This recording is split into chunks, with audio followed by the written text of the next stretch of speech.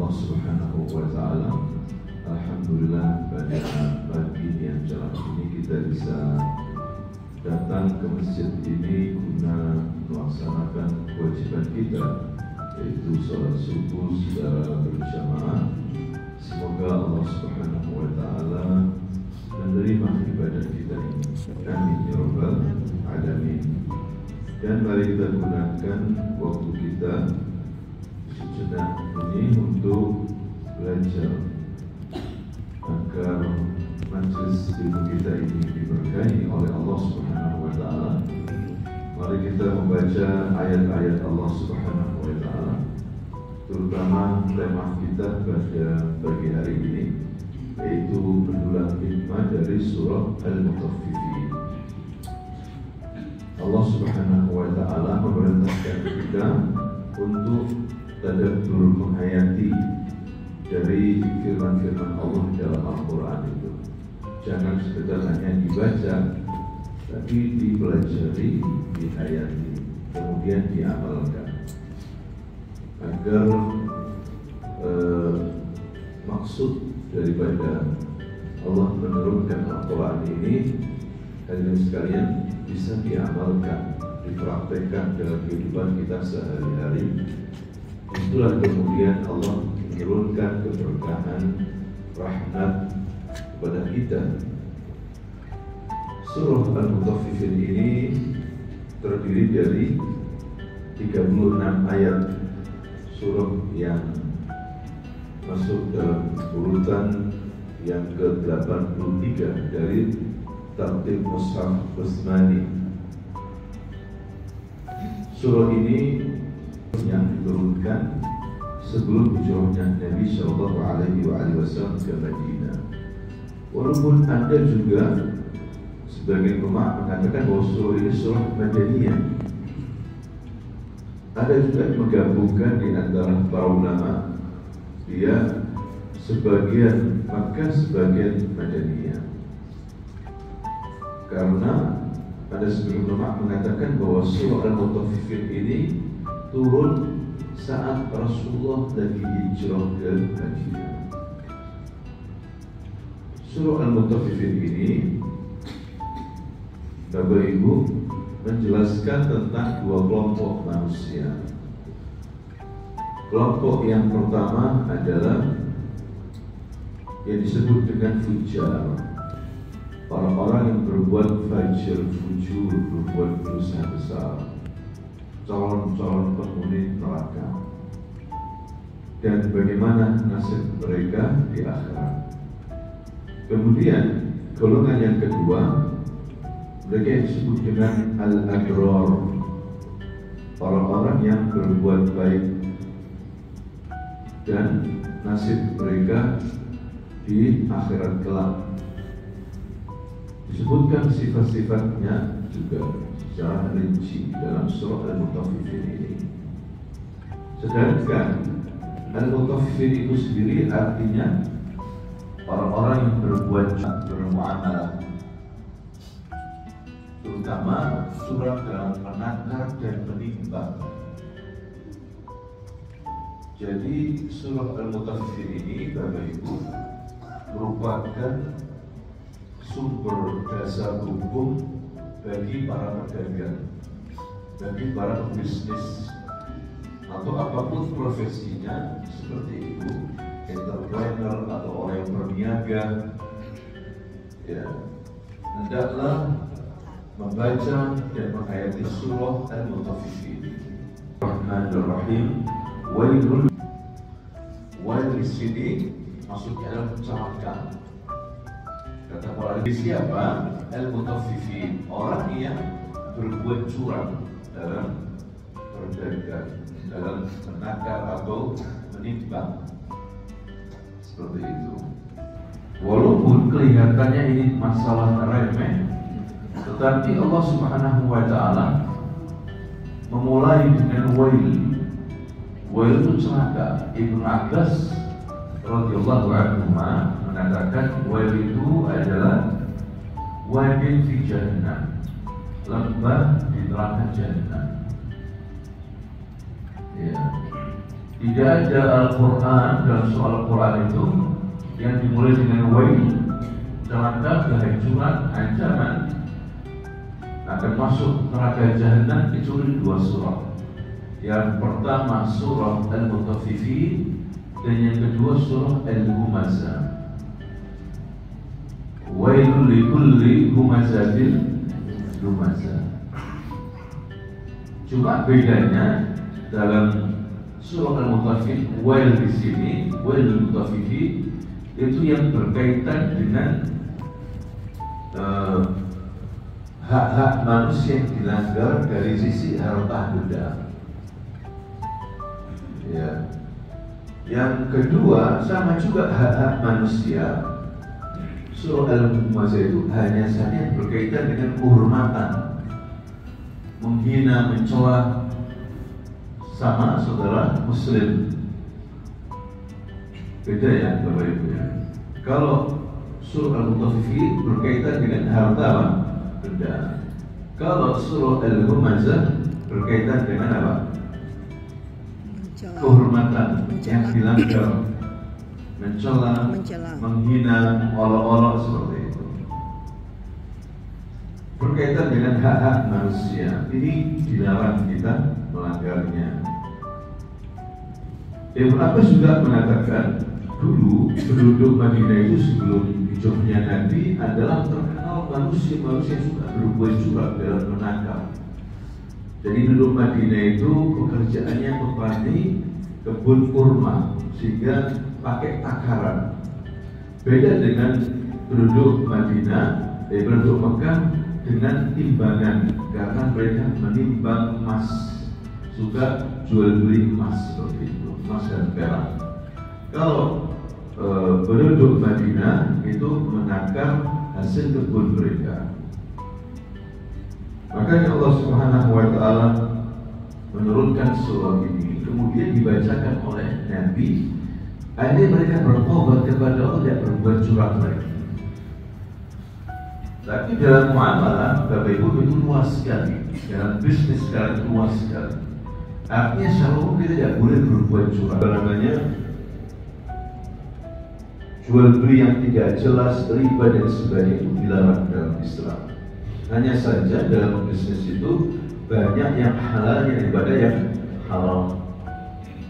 Ya, dalam masalah dunia, muamalah dunia yang halal banyak, yang haram itu sedikit.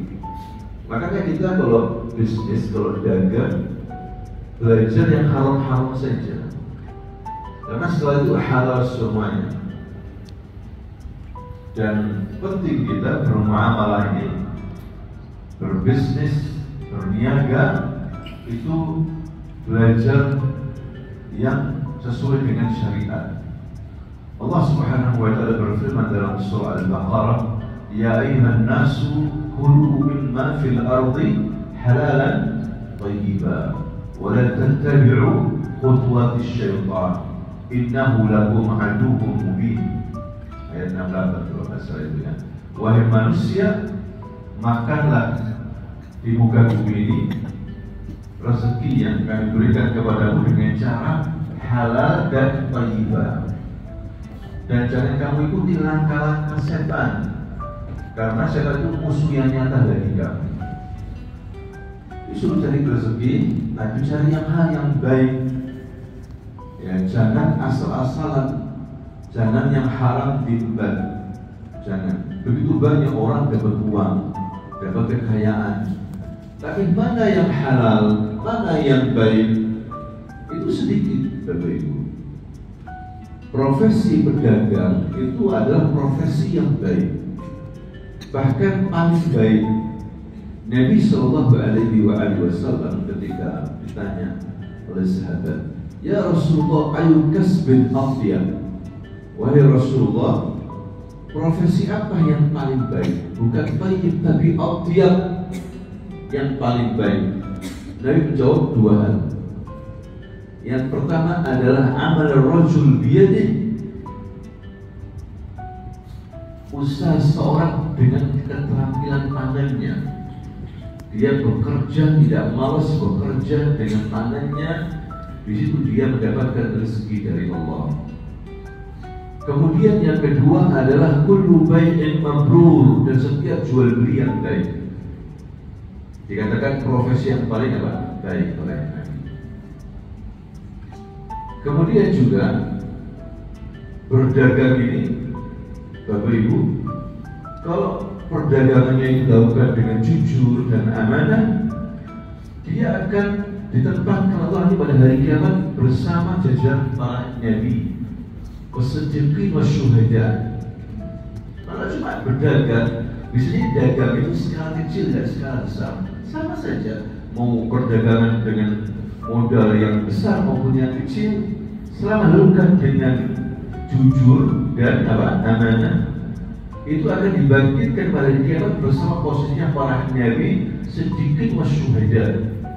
Mungkin ibadahnya biasa-biasa aja, pas-pasan, tapi dengan dagang itu dia menyenangkan orang lain, itu sudah bagus. Bahkan bersama para nabi, sedikit wasyuhada. Dalam hadis yang sahih, Nabi SAW bersabda, "At-tajir as-saduq al-amin ma'an nabiyyin was-siddiqin wasyuhada." At-tajir al-amin as-saduq, pedagang tajir. Tajir itu apa? Kaya. Tidak. Tajir itu pedagang. Kalau di Indonesia tajir itu kan kaya. Tapi kebanyakan orang yang berdagang itu kan kaya. Kalau pegawai pas-pasan kan gitu ya, gajinya gitu-gitu aja. Makanya kalau ada pegawai yang lebih dicurigai, kecuali kalau dia punya bisnis begitu. Tapi tajir itu pedagang, berdagang, tijarah, trading, orang yang berdagang, tajir. Jangan tujar. Nabi SAW mengatakan, at-tajir as-saduq al-amin, pedagang yang jujur dan amin, yang amanah, yuksharu yawmal qiyamati, dibangkitkan pada hari kiamat, ma'an nabiyyin was-siddiqin wasyuhada, bersama para nabi dan siddiqin dan syuhada. Ya, perdagangan itu bagus. Nabi kita dulu berdagang. Bahkan istrinya Khadijah binti Khuwailid radhiyallahu anha seorang pedagang yang sukses. Para sahabat-sahabat yang utama penghuni surga, Abu Bakar As-Siddiq, wa Utsman bin Affan, wa Ali bin wa Zubair bin Awwam, ya, menghindari hal-hal yang curang. Makanya Allah mengancam di sini, wailul lil mutaffifin alladzina idza iktalu 'alan nasi yastawfun wa idza kaluhum aw wazanuhum yukhsirun. Celakalah orang-orang yang berbuat curang. Siapa mereka itu? Alladzina idza iktalu 'alan nasi yastawfun, yaitu orang-orang yang apabila menerima takaran dari orang lain, yaitu membeli barang orang lain, minta ditakar dengan sempurna, barangnya harus bagus, bila perlu minta tambah. Minta apa? Ibu minta tambah kalau beli itu. Ibu pernah nggak begitu? Ibunya sudah harganya segitu, tak tambah lagi. Pokoknya minta barangnya bagus, sempurna. Jadi kita sepakati, kita ingin seperti itu, dilayani dengan baik. Tapi tidak berhenti di situ. Wa idza kaluhum aw wazanuhum yukhsirun. Apabila dia berjualan, menakar, menimbang barangnya orang lain yang dibeli, itu dikurangi. Ini mendapatkan ancaman dari Allah, neraka. Kelihatannya sepele kan? Apalagi yang merampok, yang mencuri, mengurangi sedikit saja diancam dengan neraka, Bapak Ibu. Bahaya sekali. Apalagi yang apa? Menipu dengan jumlah yang besar, mengambil, berbuat curang, ya boleh. Ya, harus baik dalam bermuamalah. Ya, karena begitu pentingnya masalah harta ini sampai Rasulullah SAW ketika haji wada di Padang Arafah, Nabi berkhutbah di hadapan ratusan ribu sahabatnya saat itu. Nabi mengatakan, ayuhan nas, inna dima'akum wa amwalakum wa a'radakum haramun 'alaikum ka hurmati yawmikum hadha wa fi syahrikum hadha wa fi baladikum hadha. Wahai manusia, sesungguhnya darah-darah kalian, kehormatan kalian, harta-harta kalian suci. Haram oleh sekarang seorang muslim merusak kehormatan saudaranya. Tidak boleh oleh hari ini seorang muslim menumpahkan darah saudaranya. Tidak boleh mulai sekarang seorang muslim mengambil harta saudaranya dengan cara yang batil. Haram. Suci seorang muslim itu seperti sucinya hari ini hari Arafah, seperti sucinya bulan ini bulan Dzulhijjah, seperti sucinya negeri-negeri Makkah. Karena masalah harta.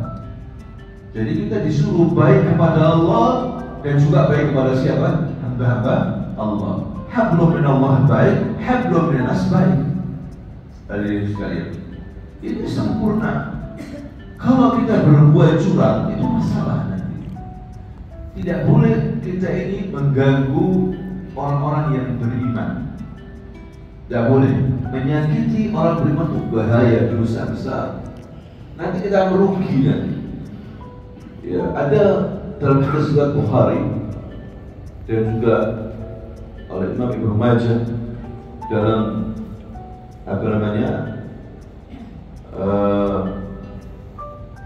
hadis yang sahih, Baihaqi dalam kitabnya Syu'ab, Hakim dalam kitabnya Al-Mustadrak dari sahabat Abu Hurairah radhiyallahu anhu. Abu Hurairah waktu itu bertanya kepada Rasulullah, beritahu, ya Rasulullah, ada kabar ya Rasulullah, dua kabar tentang wanita, imra'ah fulanah tusalli bilail wa tasum bil nahar. Ada seorang wanita yang sholatnya masya Allah rajin ya Rasulullah, dan hanya sholat wajib, sholat malam juga. Dia juga ahli puasa di siang hari, sedekah banyak. Cuma dia ini menyakiti tetangga dengan lisannya. Menyakiti tetangganya dengan apa? Lisannya. Lisannya kotor. Nabi mengatakan tidak baik.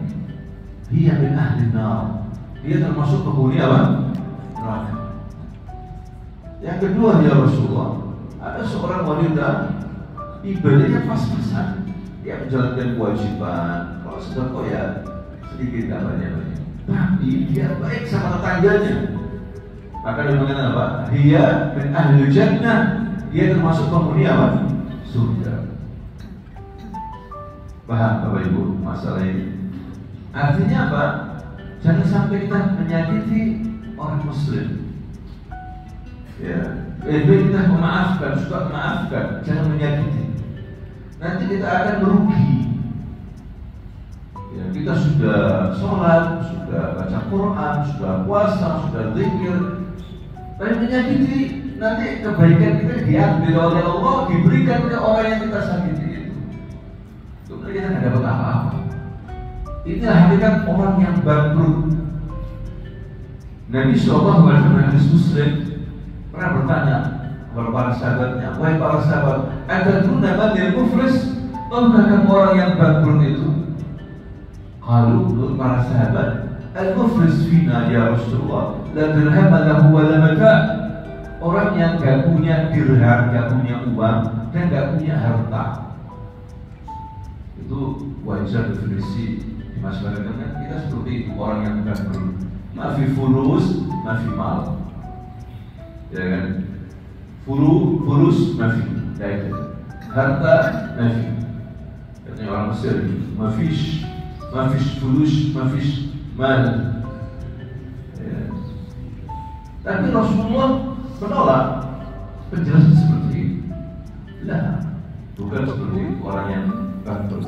Al-muflis min ummati, orang yang bangkrut pada umatku, man ya'ti bisiyam wa zakat.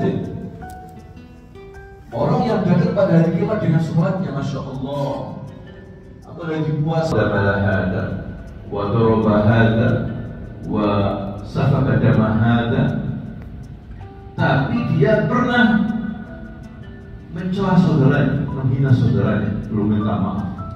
dia pernah mengambil harta saudaranya, dia pernah memukul saudaranya, dia pernah menumpahkan darah saudaranya. Akhirnya apa yang terjadi? Wa tukhad min hasanatihi wa tu'ta lahu. Diambil itu kebaikan-kebaikannya dari sholatnya, puasanya, zakatnya, diberikan kepada orang yang dizalimi tadi. Kalau belum selesai, idza faniyat tu'khad min sayyi'atihim wa turihat ilayhi. Kalau belum selesai, keburukan-keburukan, kejelekan-kejelekan orang yang dizalimi itu diambil, kemudian diberikan ke dia. Wa turihat ila nar, kemudian dilemparkan ke neraka. Bahaya, hati-hati menyakiti orang lain. Ya, bisa jadi kita nggak dapat apa-apa. Kita menyangka, masya Allah, salat kita, ibadah kita, semuanya masuk negara kita, nggak tahu di akhirat kosong, nggak ada. Kecewa nggak, Bapak Ibu? Kecewa kan? Kok bisa? Ternyata banyak menuntut kita. Fulan, ya Allah, dia mengambil hartaku, dia mencuri hartaku, ya Allah. Fulan mengatakan dia dulu menghinaku, ya Allah, suka menghinaku. Fulan yang lain mengatakan apa? Dulu dia suka mendolimi aku. Banyak tuntutan, akhirnya dia tidak dapat apa-apa. Hati-hati Bapak Ibu. Ya, bahkan kita punya keburukan banyak dari mana? Kalau sudah belum selesai keburukan mereka diberikan ke kita. Karena kita berbuat zalim, hati-hati. Termasuk dalam perdagangan.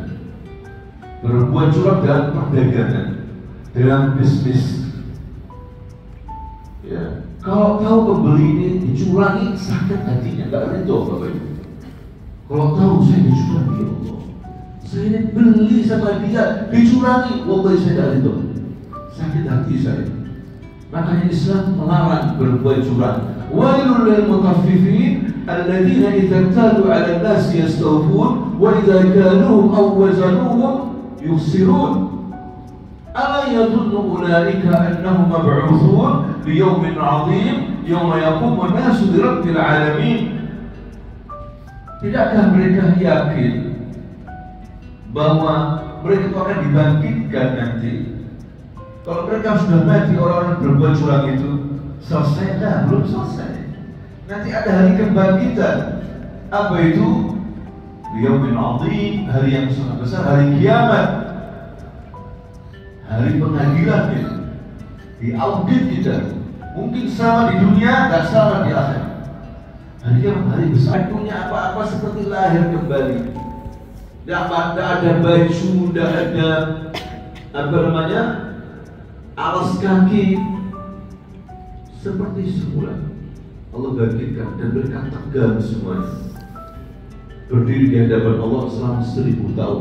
Hari akhirat, satu hari dunia nilainya berapa?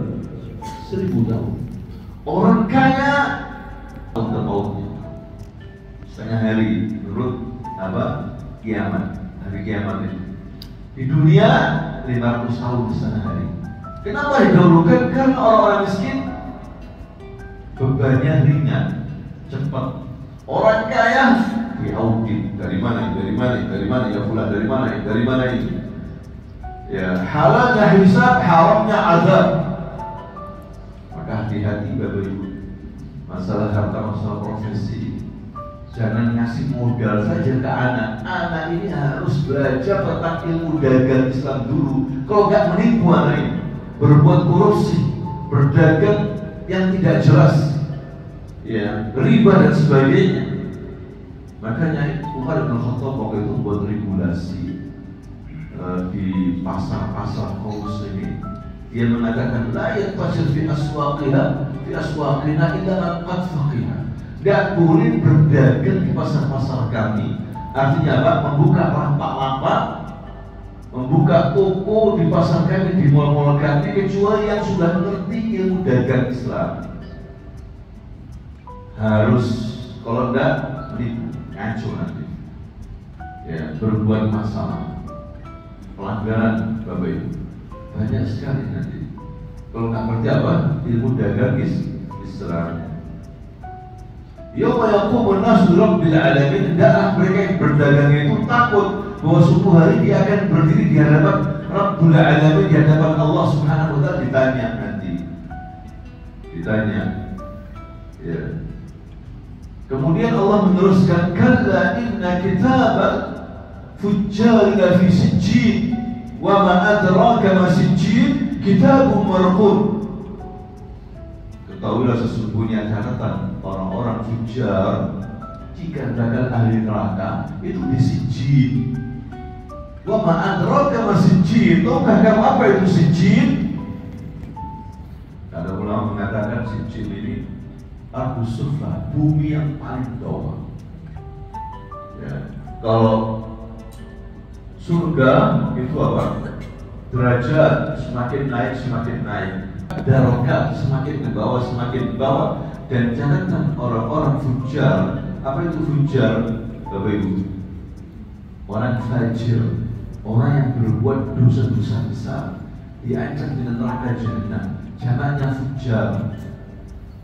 Berarti orang yang bermuamalah curang, walaupun kelihatannya sepele masalah timbangan, kekurangan timbangan, disamakan dengan fujjar. Jika bakal penghuni neraka yang catatannya sudah di neraka jahanam, di ruang yang sempit, di batu yang hitam, tertulis di situ, mengerikan sekali.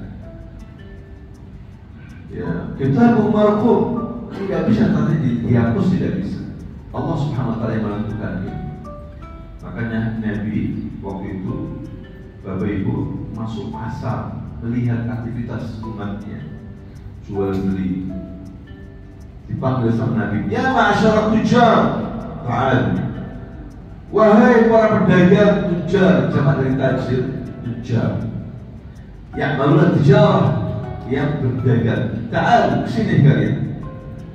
Mereka kumpul. Setelah kumpul, Nabi mengatakan apa? Inna tujjara yub'atsuna yawmal qiyamati fujjaran. Sesungguhnya pedagang itu akan dibangkitkan pada hari kiamat fujjar, sebagai pelaku-pelaku dosa besar, calon-calon penghuni neraka. Kaget balik. Illa, kecuali man taqallah wa barra wa sadaq, kecuali yang bertakwa kepada Allah dan berbuat baik dan jujur. Jadi harus punya 3 sifat pedagang. Kalau tidak terancam neraka.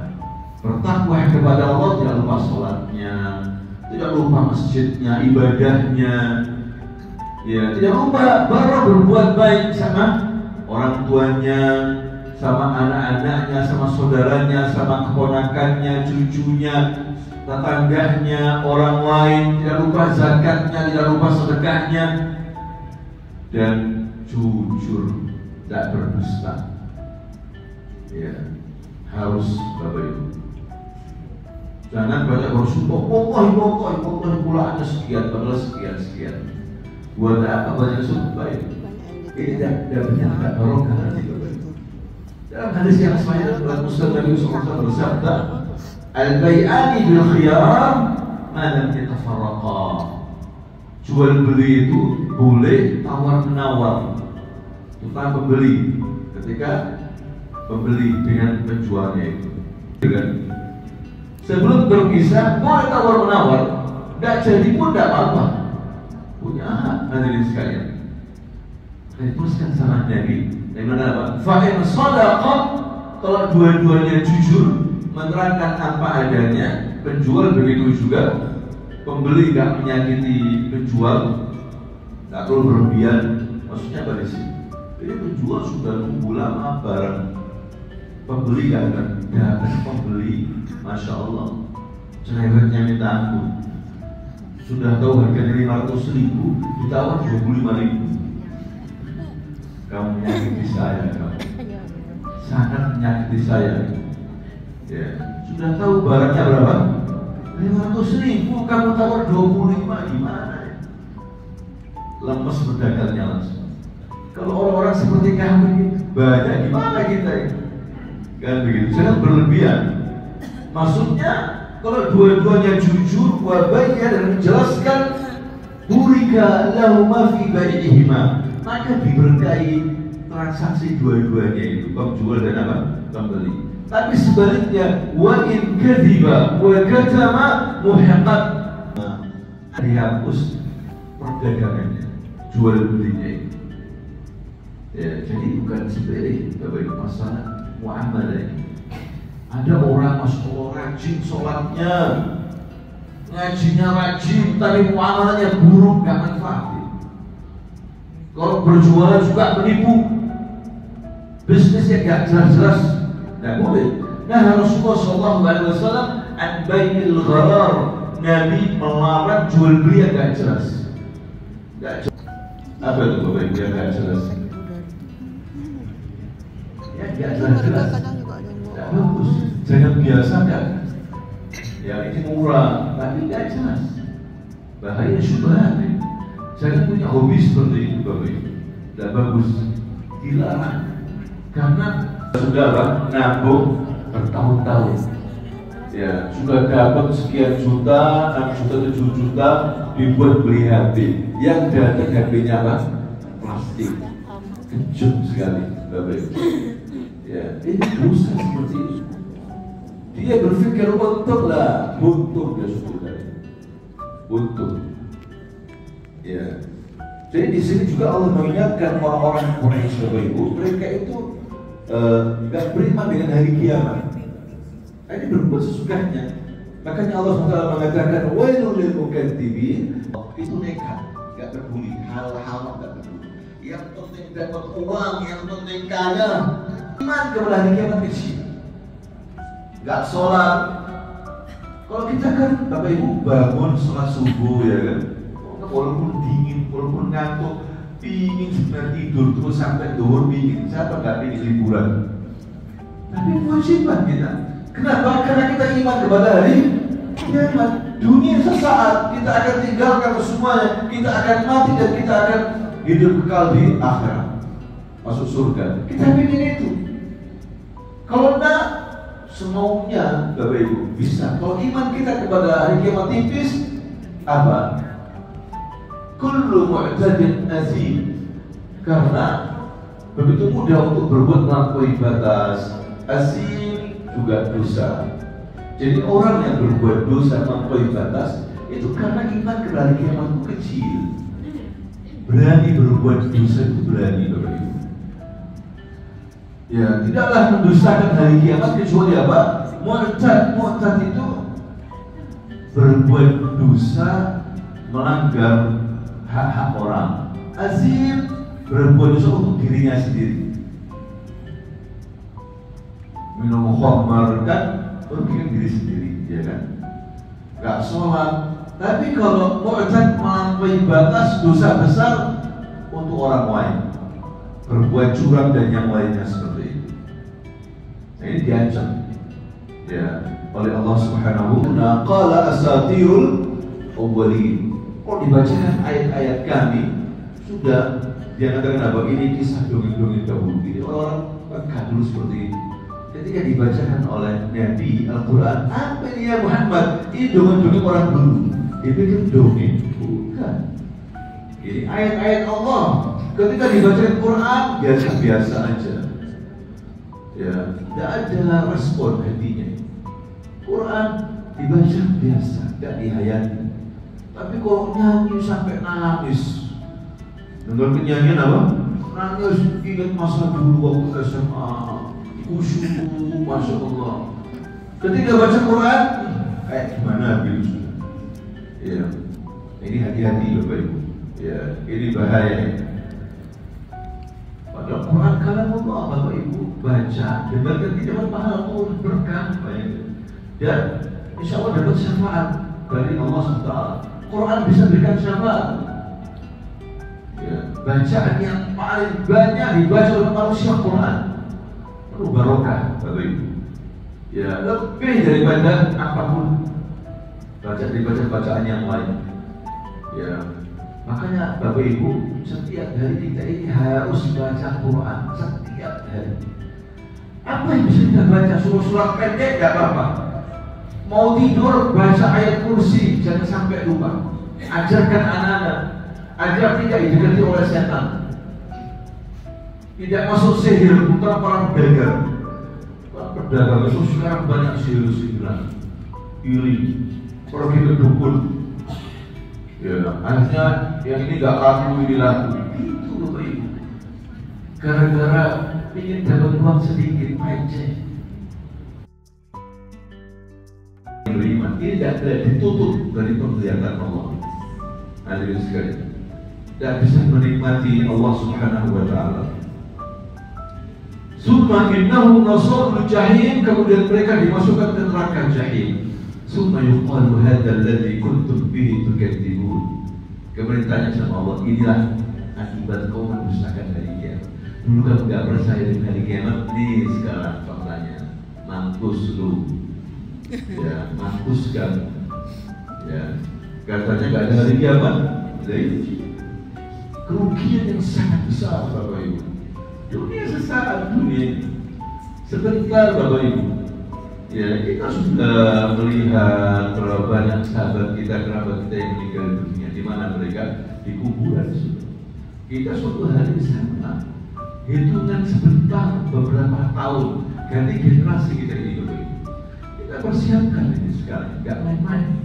Masalah agama nggak boleh main-main, nggak boleh guyonan, nggak boleh saya sholat ada tak sholat, sholat ada tak sholat, nggak boleh seperti itu, nggak boleh, harus serius. Kalau masalah dunia itu main-main, dunia main-main. Sekarang kebalikan, kalau masalah main-main, ya kan? Saya pengajian dibuat ngakak-ngakakan, ngakak, kalau nggak ngakak gak enak. Pengajian agama dibuat guyonan, bayangin. Nah, untuk bilang tadi, kalau masalah dunia serius, harus ini. Dunia main-main, siapa yang mengatakan ini? Allah Subhanahu wa Ta'ala.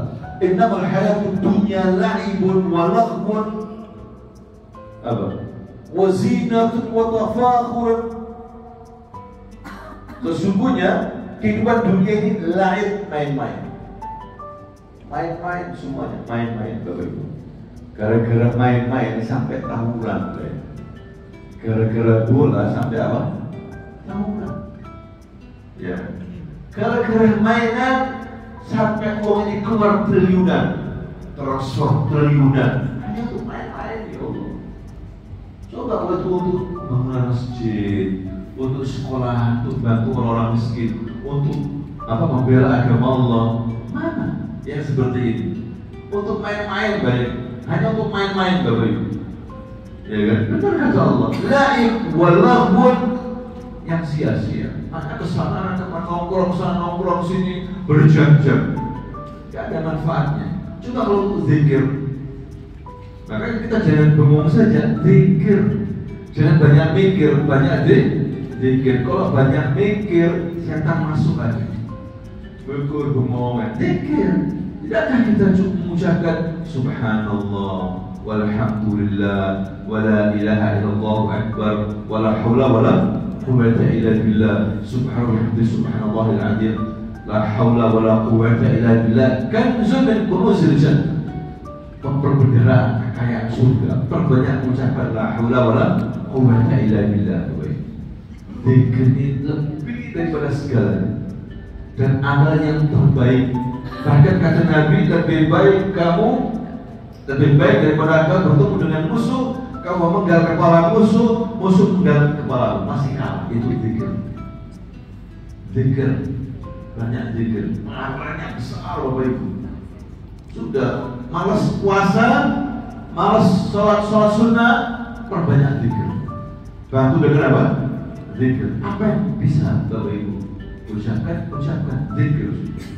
Jangan banyak bengong, ya, kayak orang bahlul aja, bengong. Banyak zikir, pokoknya zikir pagi petang zikir. Ini senjata kita Bapak Ibu, senjata kita. Atau baca ayat Quran yang kita hafal, ya, murojaah, banyak zikir. Nabi pernah melewati kuburan. Kata Nabi, kuburan siapa ini? Kata para sahabat, kuburan fulana, ya, seorang wanita.